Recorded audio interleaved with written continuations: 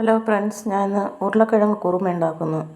ഉരുളക്കിഴങ്ങ്, ക്യാരറ്റ്, സവാള, പച്ചമുളക്, കറിവേപ്പില, ഇഞ്ചി, വെളുത്തുള്ളി ചതച്ചത്. കുക്കർ അടുപ്പത്ത് വെച്ച് ആവശ്യത്തിന് വെളിച്ചെണ്ണ ചേർക്കുക. വെളിച്ചെണ്ണ ചൂടായി വരുമ്പോൾ കടുക്,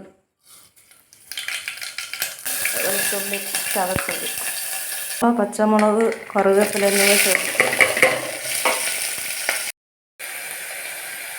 ആവശ്യത്തിന് ഉപ്പ് ചേർത്ത് കൊടുക്കുക. 1 ടീസ്പൂൺ മല്ലിപ്പൊടി, 1 ടീസ്പൂൺ മഞ്ഞൾപ്പൊടി, കുരുമുളക് പൊടി, കറി മസാല. പൊടികൾ മൂത്ത് വരുമ്പോൾ ഒരു തക്കാളി ചെറുതായിട്ട് അരിഞ്ഞത് ചേർക്കുക. തക്കാളി വാടിയതിന് ശേഷം അരിഞ്ഞ് വെച്ചിരിക്കുന്ന ഉരുളക്കിഴങ്ങും ക്യാരറ്റ് ചേർക്കുക.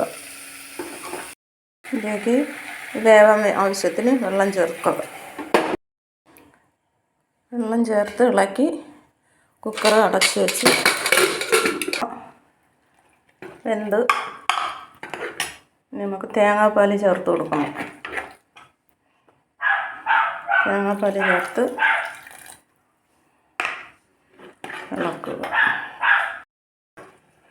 കുറുമക്കറി റെഡി ആയിട്ടുണ്ട്. ഇത് നല്ല കുറുകിയ കുറുമയാണ്.